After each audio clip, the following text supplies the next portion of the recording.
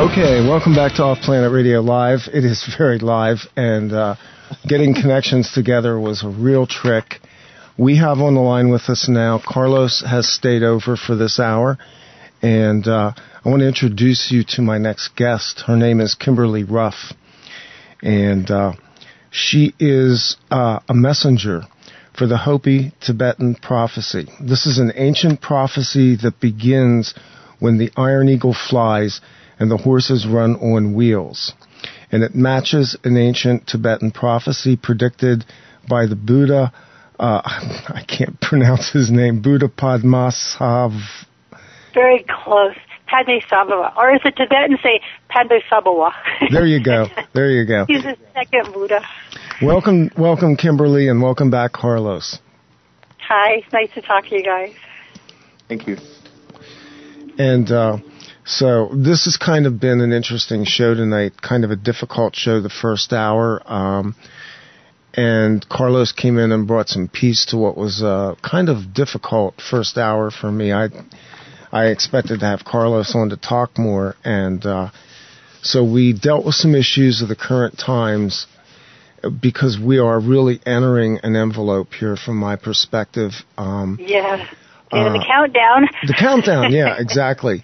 We're close. People need to learn to align themselves to this and figure out what their position is, and maybe some of the things that we're going to talk about in this hour will help you as well to kind of get into that space.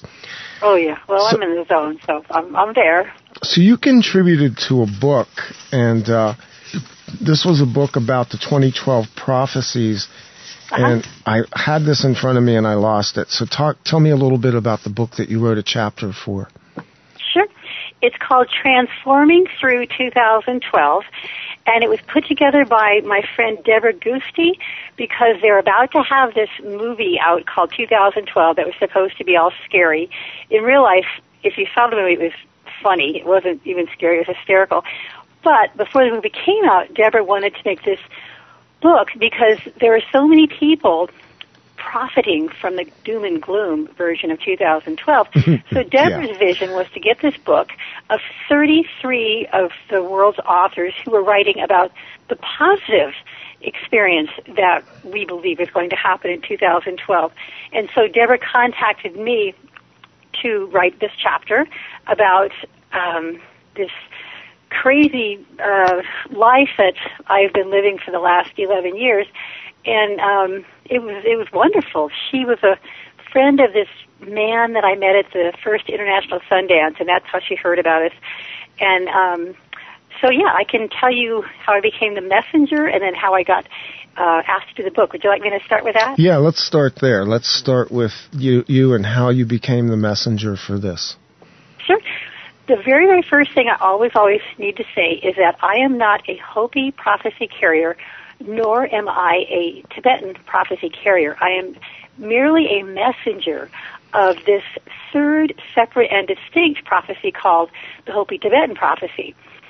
The Hopi. What is the difference between a carrier and a messenger? Big difference.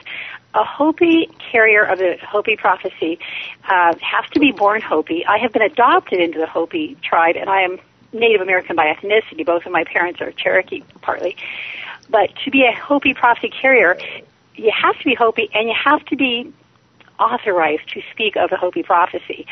It is a prophecy that takes 8 to 9 days to tell, and only certain people have the right to talk about it. I have been taught this prophecy by Grandfather Martin Gashweseoma, who is the keeper of the sacred tablets of the Fire Clan.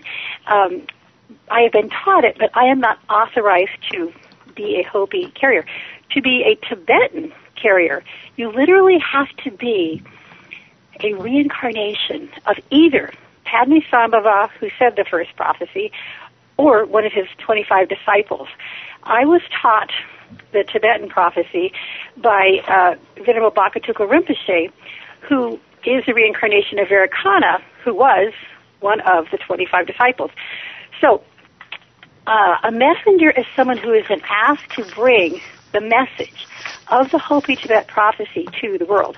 So I try to make it really clear, straight up. it's not about me or my son or this story. It's about the message.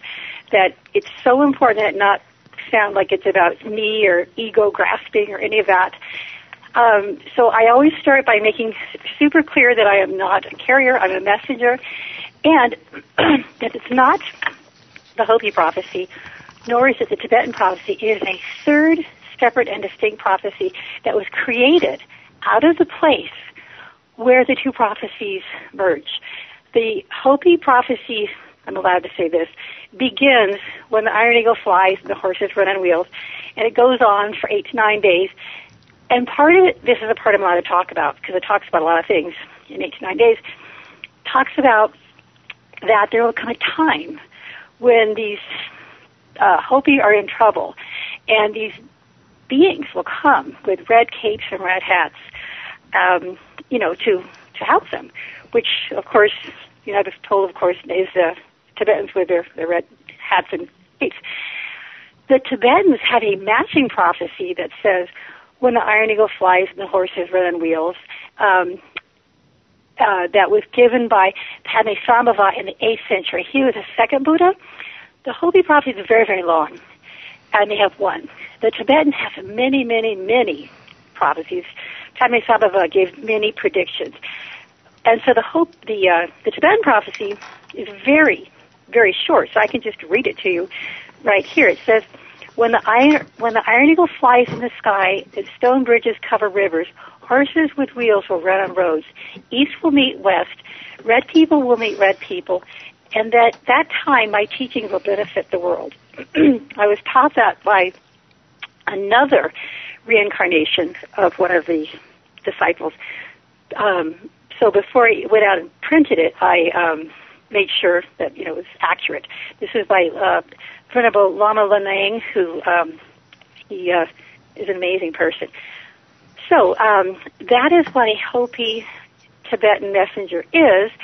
And the other thing I want to make super clear is I am not allowed to take any money from any of this. It's really, really important that I stress that the Hopi prophecy says no one should make money from the Hopi prophecy. It is so sacred. It would be like selling your own mother. And Tibetans, same thing. So I make it super clear that I am a licensed MFT for a job, and that is how I earn my income. I don't do any of this for money, even the book. I didn't take a penny. If there's any profit, it was supposed to be given, to the Hopi, whatever. If anything, it cost me money, to print these postings, but it's not very much. And it's a really good thing. So just really clear, I am doing this because I have been asked. I've also been doing this because of this child that I'm raising, my son. I have been told that my boy is the human link between the Hopi and the Tibetan prophecies. And so it's an enormous responsibility that I, do this and do it with integrity. So that is what the Hopi Tibet prophecy is. If you'd like, I can tell you, how we got into this, unless you have a question. One of the things that I wanted to ask you is, are the Hopi and Tibetan cultures connected in some way? Yes. Oh, yes. See, this is what I've suspected for a long time. Oh, yes. And there are other writings that seem to allude to it. So give us the background on that, how that goes. They are mirrors of each other in very, very, in a lot of ways. One of them, for example, is the language. The Hopi word for sun is dawa. The Tibetan word for moon is dawa, which is interesting because when the sun's out in Hopi, the moon's up in Tibet. The word for moon in Hopi is nima. The word for sun in Tibet is nima. I mean, it's just fascinating. In their culture, there are many, many, many similarities. One of them is, like, for example, the sand paintings. The Hopi and Navajo make these sand paintings, and of course the Tibetans have their sand mandalas. So their cultures mirror each other, if we get further into this, I can tell you more about the lost cave of the dead in the Grand Canyon, where they actually found proof of these cultures being together a long, long time ago. So they're geographically mirrors of each other. If you look at the globe, they're exactly opposite from each other. And if you look at their faces, they look the same. If you look at a picture of Grandfather Martin Gashweseoma and you look at a picture of Venerable Bakatuka Rinpoche, the two people that brought me into this, they look like twins. I have been told that these two, Grandfather Martin Gashweseoma and Bakatuka Rinpoche, are actually the Hopi twins from the Hopi creation story. And if you look at them, they look like twins. And I have talked to those of them about this, and they believe that they are the twins. And they call themselves the Access Twins. I'm allowed to talk about that from the Hopi Prophecy that they talk about as it approaches 2012. The Access poles will actually begin to magnetize and shift, and that's happening. I mean, it sounded just crazy before, but it's actually sort of happening. So there's a lot that they predicted that, is happening. In fact, that's something else I should for sure talk about. I was told that there are 3 major activations in the Hopi-Tibetan Prophecy, and that hopefully they would all happen before December 21st, 2012, because what I was taught was if they do, then December 22nd, 2012, the day after, will begin what they call the time of never-ending peace. And that was why I've been asked to talk about this, because, if you look around the world, there's just so much, pain and everything. So I have been asked to share that behind the scenes, much is happening. Lots and lots of people are doing the ceremonies and whatever, and rituals and the holy work, and that this is going to turn around. And later on I can talk in the show about that, yes, indeed, all 3 activations have happened, and the things that were supposed to happen, if they did happen, like this temple in Pimlico, were completed. Everything is actually on schedule. In fact, you and I were going to do the show earlier. It's better we're doing it now because... We're doing it now because basically we were waiting for something to happen. And now these things have happened and are happening. And it looks like it's starting December 22nd, the time of never-ending peace can begin. So if you have any questions, I can also tell you how what happened that we became involved in this. And we'll work through that. My question is this. It doesn't feel like even close to peace right now. It feels like strife and turmoil and chaos on this planet. And I'm wondering if it's possible to make that transition, and I'm also wondering, does any of this fit in with the Mayan prophecies? Are these separate? Are there connections? Are we looking at time on a linear scale when, in fact, I think time tends to float and flex because we're kind of in a time matrix? Well, I have a friend that is really into the Mayan calendar. He can explain that to you. I don't really understand how he calculates things forward and backward in time. I don't understand it. He could explain it. But the way that it's the same is that the Mayan calendar also says that their 5,000 years, time runs out on winter solstice, December 21st. They don't say, from what I understand, I'm not a Mayan expert, it's going to end. They say we're starting another cycle. Supposedly there's a lot of cycles, a lot of cultures that say that there are cycles that wind up then. But to comment on the chaos that appears,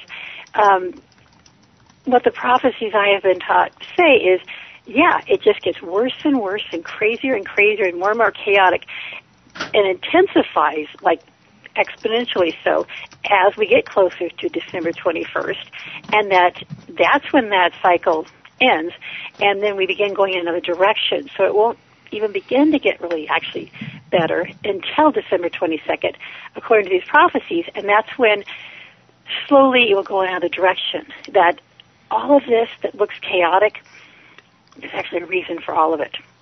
There's a reason for why China invaded Tibet, and all of this, that there's a bigger picture going on. That's what I've been told.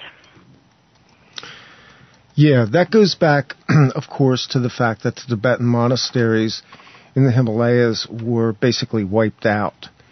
And the fact that these prophecies that you're talking about pointed to a shift.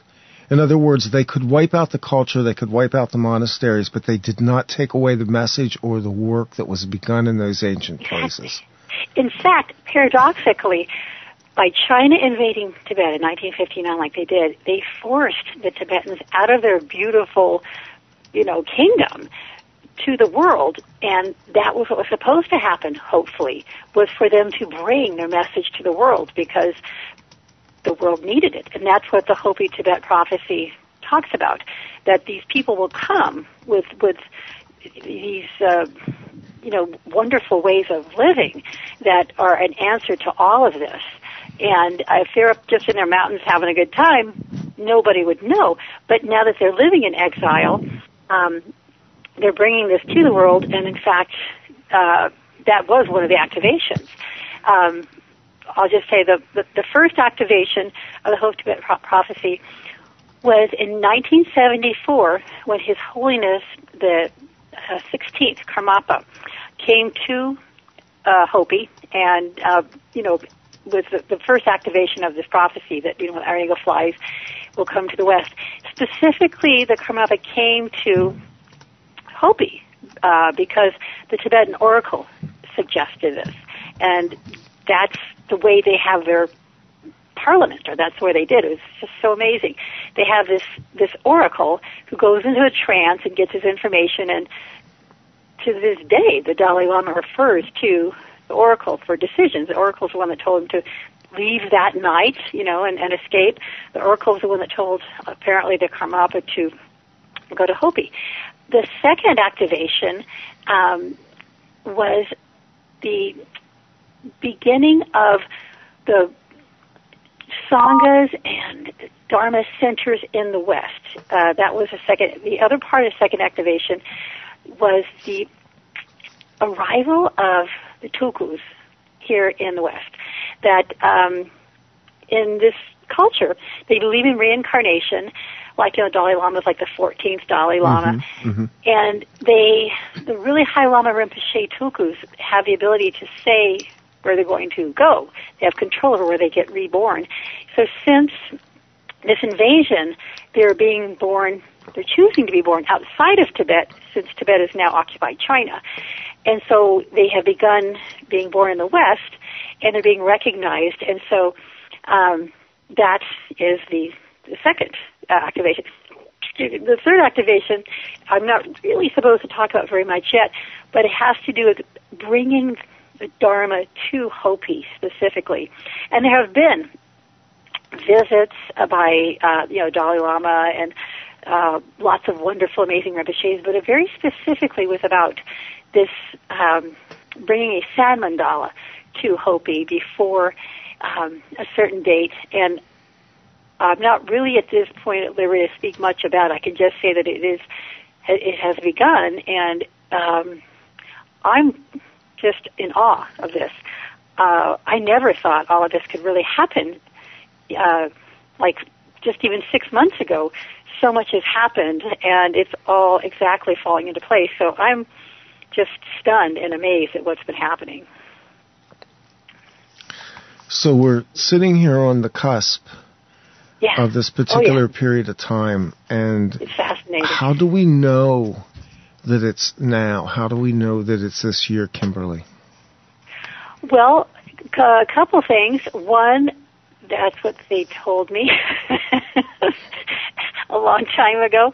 When I was very, very young, it sounds crazy, but I was visited by these beings that told me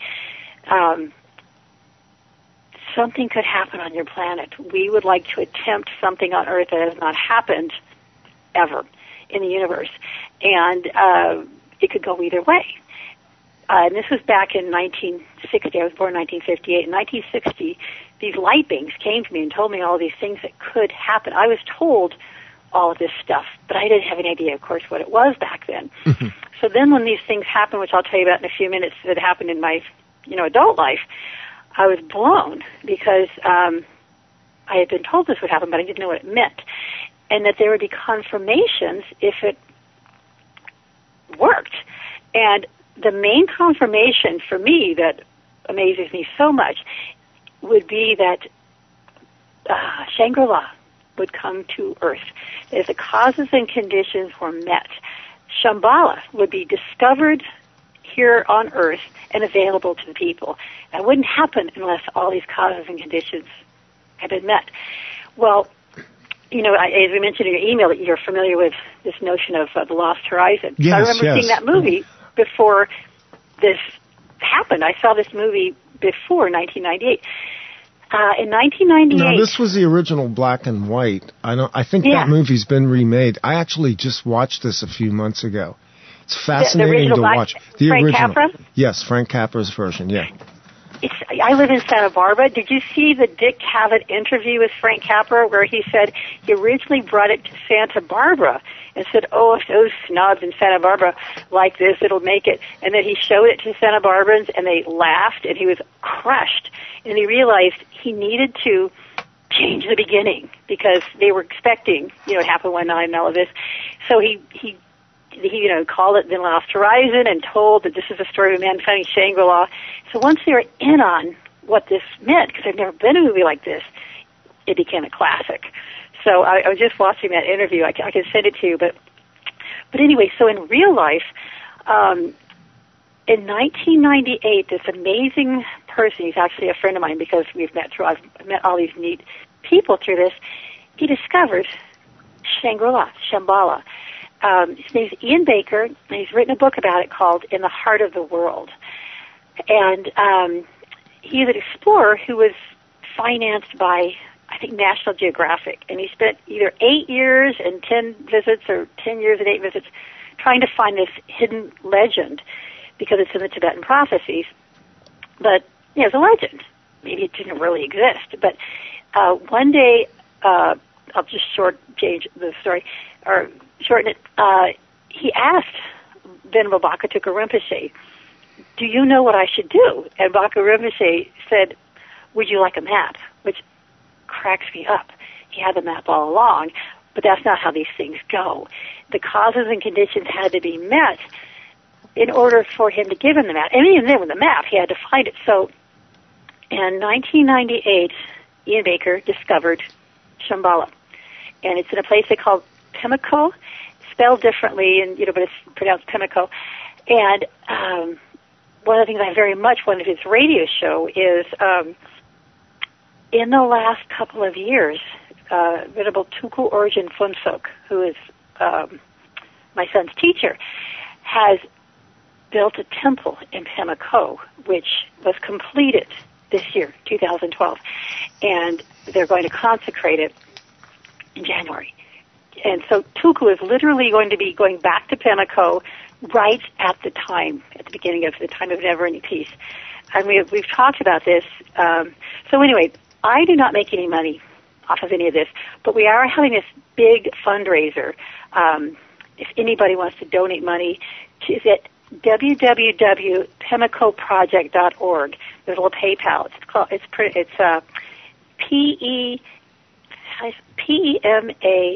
PEMAKOD project.org. If you can make the fundraiser... I'll put a link up for that as well, too. That'd be so good. And please, I'll make it very clear, this is not for my money. This is not for me. This is to help the people go over there and consecrate the temple, because this temple's existence being available to the people on Earth is like the confirmation that indeed this Hopi-Tibetan prophecy has actually occurred. Because like the Tibetan prophecy where have you ever seen like the Hopi Prophecy rock where they have like the two paths? It's the same exact thing. It could have gone either way. It was up to us to pull it off. And so we did it. The people living on Earth now have pulled this off. It could have gone either way. And that was what those beings told me so long ago when I was just between 2 and 6 years old, is it could go either way. And that it was a huge experiment, which has been successful. But the reason it looks so crazy out there is because we're still in the it's going to get worse before it turns around phase. But for me, it's so thrilling to be seeing all of this unfold. I mean, all of these things that were in the prophecy I was told about have come to public. This lost cave of the Grand Canyon, this meteorite Buddha. There's so much that I'd like to talk about. But I wanted to tell you how I got involved in it. But did you have any questions? No, I'm good so far. You have a good narrative going here. Thank you. So, let me tell you. I'm a lazy interviewer. That's fine. No, because we have 1 hour. Carlos, any time here, feel free to pop in, because see, Carlos is in Mexico. There's a lot of connection, and there's a lot of stuff. It's important to me that the indigenous people be spoken for, because they've been silenced for too long. Mm-hmm, mm-hmm. Oh yes, and the Mexico and Hopi extremely connected. I mean, they believe that that's where they migrated from, and all of that. So did you have any questions, Carlos? Actually, let me tell you something. If I don't know if you know about this, but the last year. Mm-hmm. There were a kind of this gathering of ancient traditions here in Mexico City. Yes. And there were a couple of ancestors of Hopis. And there were a lot of people. They came from North America, from South America, Central America, a lot of times here. And there was a kind of gathering, and I know about something that happened a long time ago, a kind of a pact or a pact or something that all these cultures have very long time ago, and what they did last year was to renew this pact, this kind of offering to help each other, all the cultures, all the ancient cultures, because there is the time to gather all the ancient cultures and the ancient keepers of the ancient knowledge. Exactly. I mean, that is what I have been told from the Kogi to everybody. They're all saying that the time is exactly right now, that it took this chaos for all of the native and indigenous people to come out and, as you say, make this pact that they supposedly agreed to a long time ago, and that is why they say this Hopi-Tibetan prophecy is going to happen, because all around the world, Carlos, people have been having these meetings with all the indigenous people. It's happening all over the place. People are meeting. So you can read the news and see about all the fighting and the elections and whatever, or you can tune in to what's happening behind the scenes all around the world. And these gatherings, I've been to many of them. Something is happening that we, according to what I was told, like 50 years ago, that we all signed up to meet here. Whether we were going to remember and go for it, that was free will. And apparently, most of us are beginning to remember and are meeting. And so, these are the ceremonies and the sacred rituals that the way I heard it put is that, Pachamama could have just thrown us off the planet. She could have said, you guys have had it. You had your chance. You blew it. But that with all of these ceremonies and sacred gatherings, we have asked Mother Earth for another chance. And from what I understand, it was granted that the world is not going to end. We have shown her the respect, and that's why, as crazy as it looks, it's going to turn around. I mean, is that sort of what they were telling you? Yeah, and actually, it's something that, like, I was told to Randy before, that there is more people with good intentions here on Earth than the bad people that they are making troubles. Exactly. That's how I was told when I was a little girl. I was told, and it sounds crazy, but oh well, I was told that Earth was being run back then by dark forces, but that, there were enough scouts coming from, wherever these holy places are, and if they could build this compassion grid in time, that it would, create the energy on the planet for us to do what we came to do. And from what I have been told, we indeed created the compassion grid, and that yes, now the shift has happened where I've been told, and I've just been told by this Hopi elder person that we have actually entered into the fifth world. I'm not supposed to say, oh, we have. I can say someone told me this because we did this. We all did it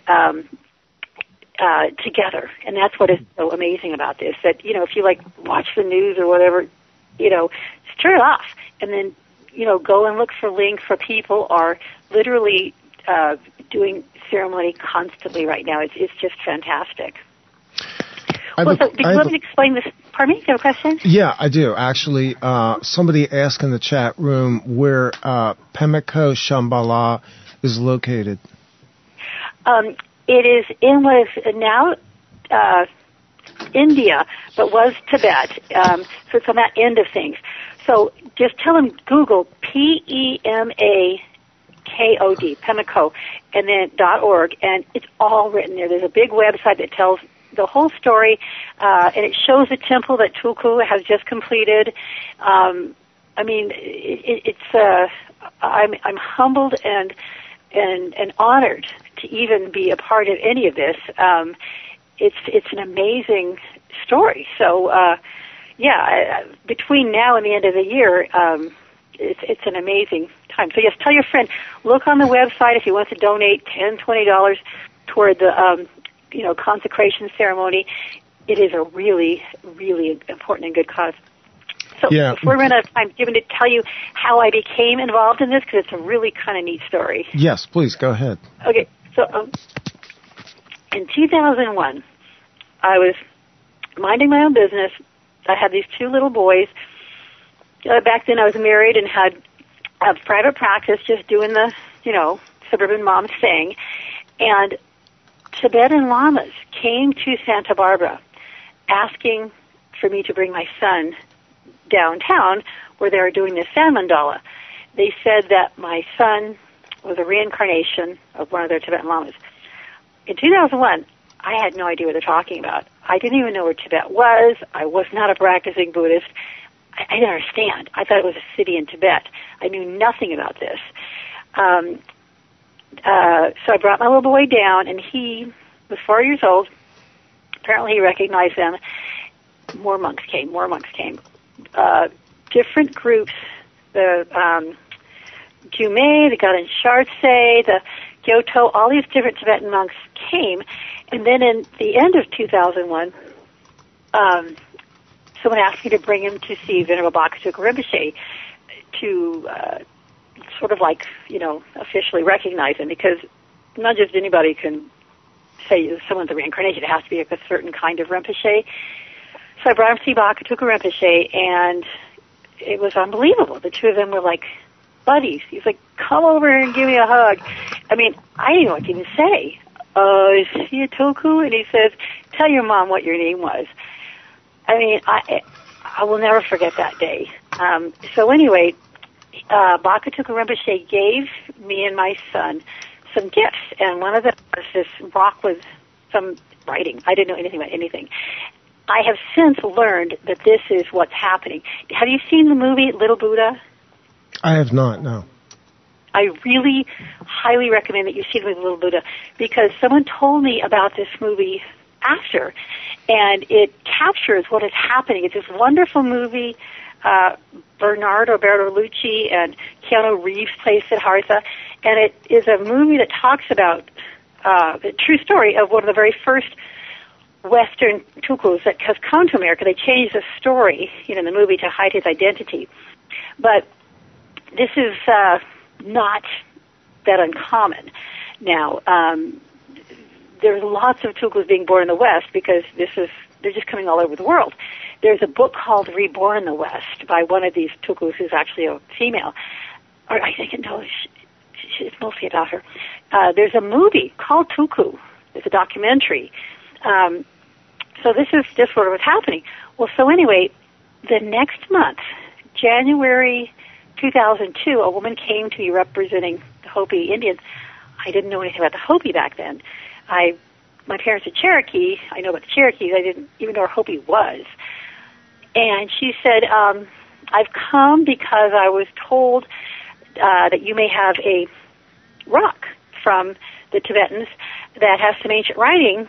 Is that true? And I said, well, yeah, one of the people gave us one. May we see it? So I showed it to her, and she said, we believe this is part of our Hopi prophecy. Will you come to Hopi with me? Well, at the time, my son was 5 now. My other son was like 10. I was like, But I went, and that was the beginning of this. When I went with her, I met Grandfather Martin Gashweseoma. But the thing is, Randy, I had known him all my life in my dreams. The Cherokee have this thing called the Cherokee Dreamwalker. It's like a certain lineage that some people are born with. Mm-hmm. And I was born with this. It comes from my dad's side of the family. He was like this. And I've been dreaming about this man all my life. And we would meet in this cave under the Grand Canyon in these dreams. So there he was. So I gave him this rock, and that began this adventure. And that is how I began to be this messenger of the Hopi-Tibetan Prophecy. I also want to make really, really clear that in the Hopi Prophecy, there is a missing part of a tablet. And people have asked me, is your rock the missing part of this Hopi tablet? The answer is no. That looks different. This is a rock with ancient Tibetan writing, or Sanskrit or something. But what I was told is it is symbolic of this. It's part of this. Because what the rock says is Om Mani Padme Hum, mm-hmm. which is kind of all of the 84,000 teachings of the Buddha in 6 syllables. It's very, very, very, very powerful. So basically that is the message. Like they talk about the message of the Hopi-Tibetan Prophecy. The message is Om Mani Padme Hum, that the Tibetans will come with this healing, information, and that is their information.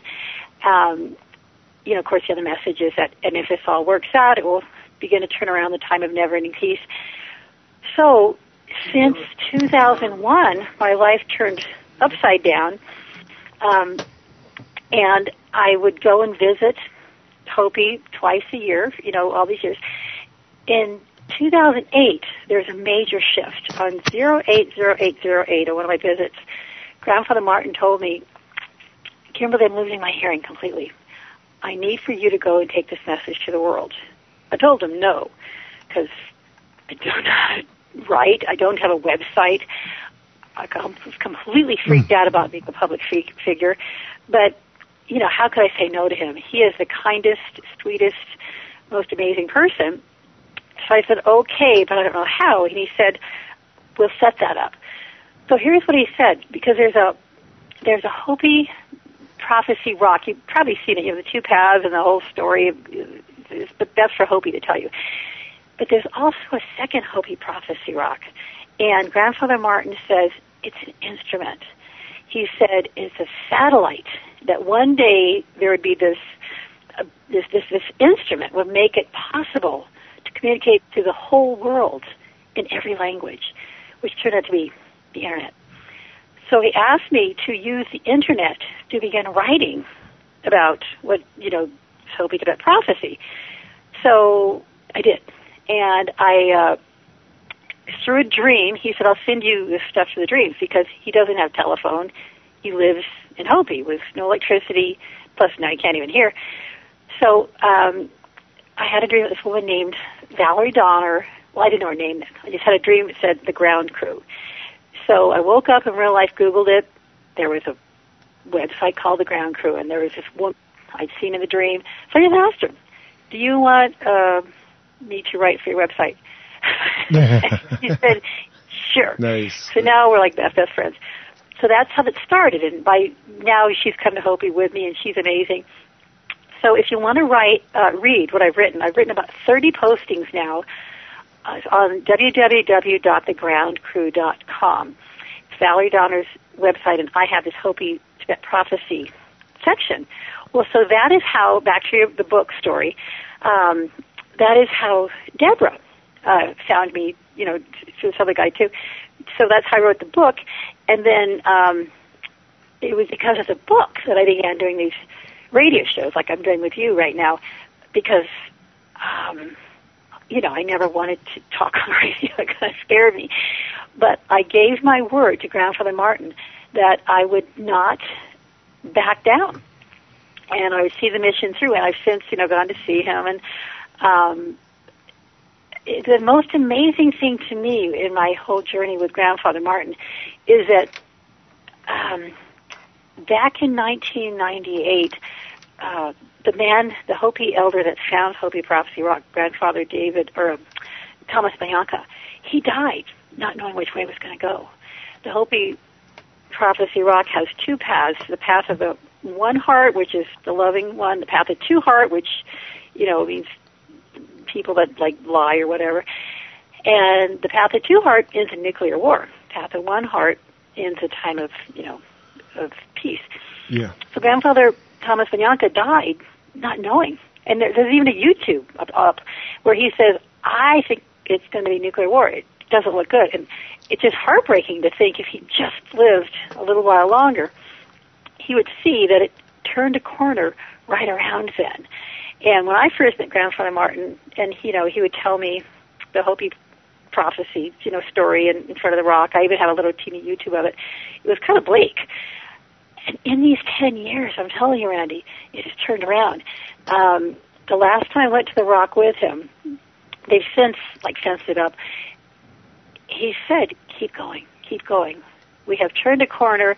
And he talked about one night he went and looked at this prophecy rock, and it went up the side. And it continued, and that wasn't there before. I feel like I'm living this amazing story like out of a movie, which is, I know we don't have a ton of time, but I would like to also talk about this other thing that has happened around this that is just like a movie.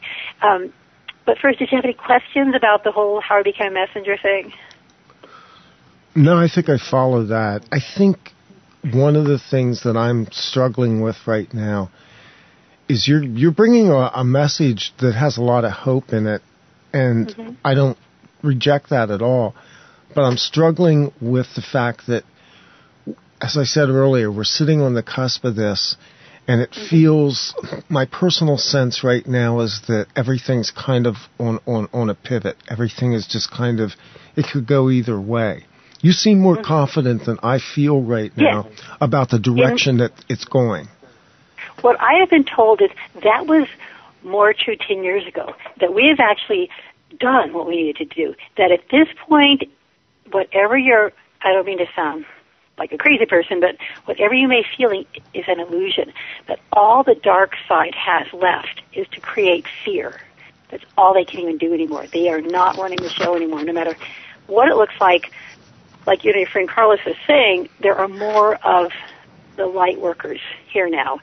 So as far as, the doom and gloom stuff, all they can do now is try and scare. That's all they have. And that's what I love about studying Tibetan Buddhism, because I've since gotten very into it. So I take my son to meet with these people to, learn the language again and whatever. So I actually ended up taking refuge and getting a Tibetan name. My name is Pema Jempa. I love that name. And I take classes. I'm taking a class tomorrow on Thursdays called The Heart Treasure of the Enlightened Ones. And it's such an amazing thing that, so as far as this, it could go either way. By 1998, that was true. What I have been told is, no, we have passed through the pivotal part. We are going into the fifth world, the path of the one heart.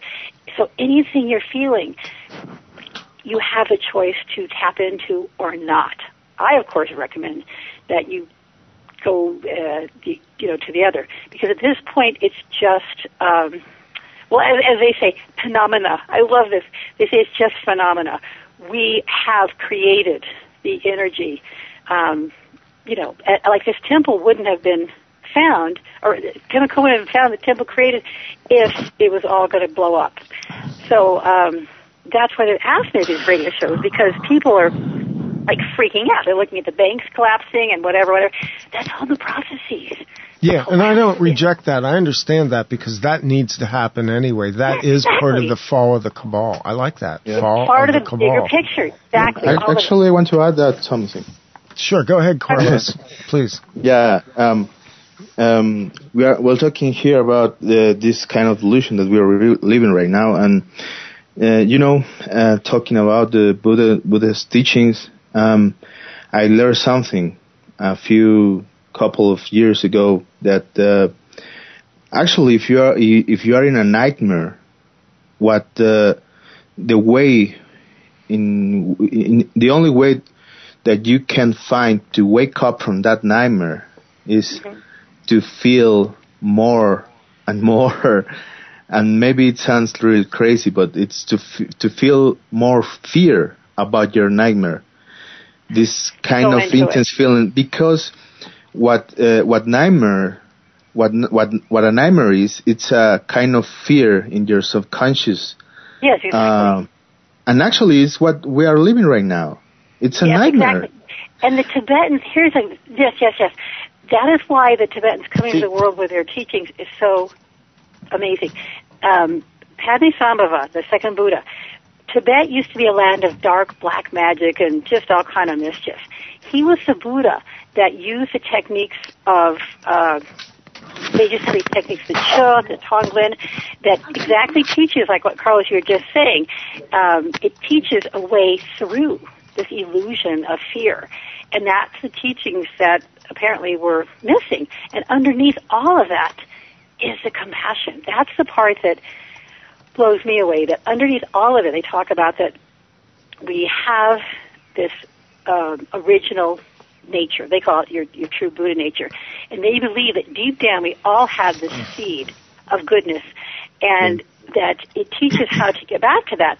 In fact, my son, this person, is what they call a bodhisattva, and these are beings that have already achieved enlightenment, but they've made a vow to come back over and over and help those until we can all be enlightened, and they've made a vow to not leave samsara, the cycle of birth, rebirth, until all beings are liberated. And there's some magic in that mindset, which is, what heals this. So, yes, what you're saying, Carlos, there's like a book called Dream Yoga that describes that by Venerable Gacho Rinpoche. I mean, they teach exactly what you're talking about. It's just, I've been a therapist since 1978, and the Buddhist teachings just take it and run with it. It's been so wonderful. Yeah, and actually, to finish with that, I want to add something that a friend used to tell me, that when you are so deeply immersed in a nightmare, that you are so deeply in a nightmare living on, the only way you need to wake up is to be shaken by someone. Mm-hmm. And that's kind of that we are living right now. We are being shaken. Yes, that's a beautiful metaphor. I love that metaphor. I just love that. Can I? Okay. We are being shaken to wake up from this nightmare, from this illusion. And that's exactly how they talk. That this is a dream. This is an illusion. That we're dreaming that there's all this like badness around. That underneath it, what's really happening is our true self of compassion. I mean, I think it sounds wonderful. I know it's 8, so we have to go pretty soon, but I wanted to tell 2 more quick things. Do I have time for 2 more quick things? Sure, yeah. It's your time. Okay. I know your voice. I'm being respectful of the fact that you have limited capacity. I know, my voice gives out. You sound great, though. Oh, actually, you sound better than I do tonight. I'm kind of nasal. Well, here's the thing. I was born mute. Not like, kind of quiet, mute. Frozen, paralyzed vocal cords. And so I had this like weaky, wimpy voice. So when Grandfather Martin asked me to go out to the world and talk because he was going deaf, it was like a joke. It's like, of all the people in the world, I can talk for an hour, and my voice gives out. But there's two very important things that also happened, because you were saying, what are the signs that this is actually, happening? This is an amazing story. Have you heard about the lost cave of the dead under the Grand Canyon? Have you heard about this? Yes, I have, yes. Okay, perfect, cool. In 1909, this explorer, G.E. Kincaid, I think was his name, yes, was financed by the Smithsonian to try and find this legendary cave. And it's just like Raiders of the Lost Ark. And in fact, I heard that the original story was written about, based on this guy. Well, so apparently G.E. Kincaid found this cave under the Grand Canyon and was blown away by what was in this cave. Have you heard about what they found in this cave? Why don't you give us the quick summary on that? They found all this Anasazi stuff, all sort of stuff, but the thing that blew them away, they found a statue of a Buddha in this cave under the Grand Canyon. Yeah. And this was, 100 plus years ago. G.E. Kincaid since, died, and this wonderful, sweet man, Jack Andrews, sort of took up the cause, this cave. And, he has websites and whatever. Jack located me through, friends, because everybody's finding everybody now, and said there is a legend that there's a woman of mixed heritage, white and native, that will be able to explain how that Buddha statue got there. He said, Kymberlee, we believe this is you. And I said, Jack, what's so weird is I can tell you not only what it's doing there, I can tell you which Buddha it is and how it got there. I didn't know it was real. And so anyway, it is the Buddha Vairocana. There's different Buddhas there. And the reason I believe this is because I would all my life have these dreams about, this cave. And Grandfather Martin, when I actually met him in real life, be under the Grand Canyon, would ask me to find this city of tunnels, he called it. I just thought I didn't know what he was talking about. So anyway, when I finally find this city of tunnels, through Jack, we talked about it. I went and visited him and told him he was all happy. So I came back and said to Bakatuka Rinpoche, I was told this is Vairocana. Well, Bakatuka Rinpoche is the reincarnation of Vairocana. And he just laughed. I mean, I think it's funny. He said, oh, you found it. I am in awe of how these holy ones are, Randy. They know all this stuff. It's for us to figure out. That's kind of like the whole point. Well, so this cave thing blew me away because, supposedly it was then hollowed out. The government took all this stuff, put it somewhere, and locked it up. So you think, oh, it's just a legend. You don't have any proof that they found a Buddha statue. Well, just last month, did you hear about this Buddha statue that they found in Germany made out of meteorite? Did you hear about this? Mm-hmm. You sent that to me. Yeah. Yes. This is amazing. Yes. Well, here's the thing, Randy. It's also Vairocana. I didn't write this article. If you read it, it says that they found this Buddha statue made out of meteorite from space, not just any meteorite, the rarest of meteorite, and it was carved into the statue of Vairocana that the Nazis stole, and it's been recovered in Munich, which is just like the Raiders of the Lost Ark movies. How they stole everything and whatever.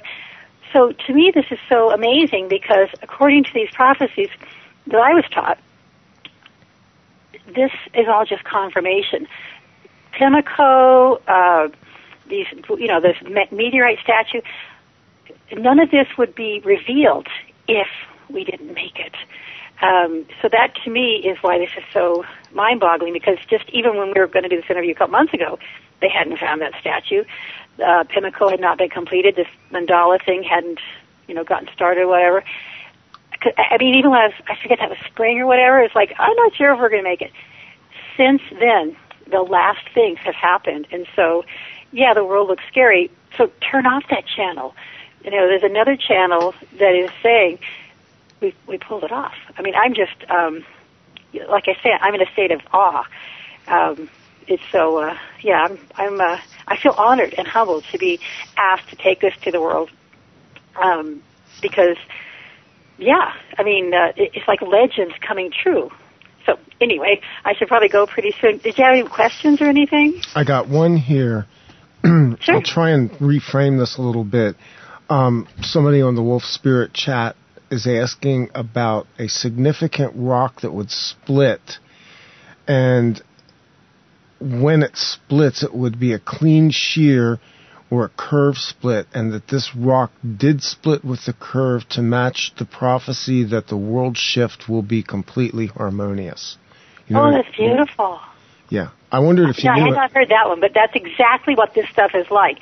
That as crazy as it looks on the news, that's just, I don't know how to say it, reptilian TV programming. What your friend told, I haven't heard the story, but that's exactly like the kind of stuff I'm hearing. I mean, that's a beautiful story. What tribe is that from? Did he mention or whatever? No, that's the only information that I got there. Yeah, I'd love to hear what tribe, because all this like magical stuff is happening. Really, it's an amazing time to be alive. In fact, I'd like to end with one really amazing thing. I was told that everybody here now signed up for this. That we all I believe that. And some are going to wake up and some weren't, and that was where the free will came in. Like Carlos is saying, are more going to wake up than not? Well, apparently more have, and that every single person here has a part in this to play. And I was actually told this is also called the time of remembering, and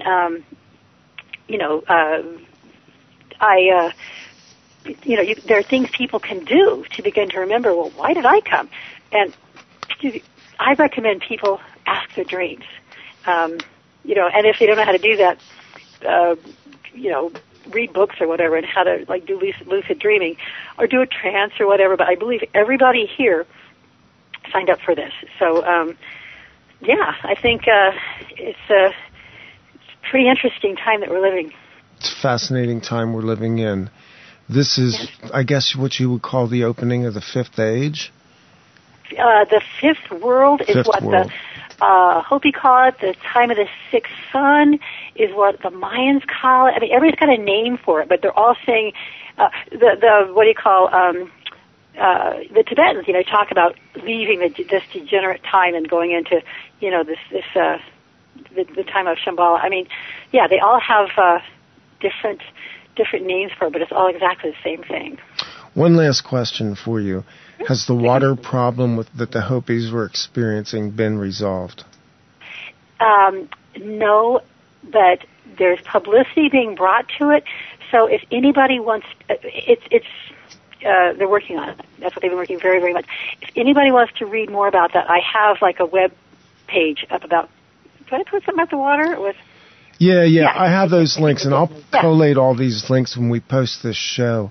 That'd be great. I'll get all that information. I was curious about that because I know that's a struggle. They're still working on it. Yeah. But the thing with the Internet, like Grandfather Martin said, they can't get away.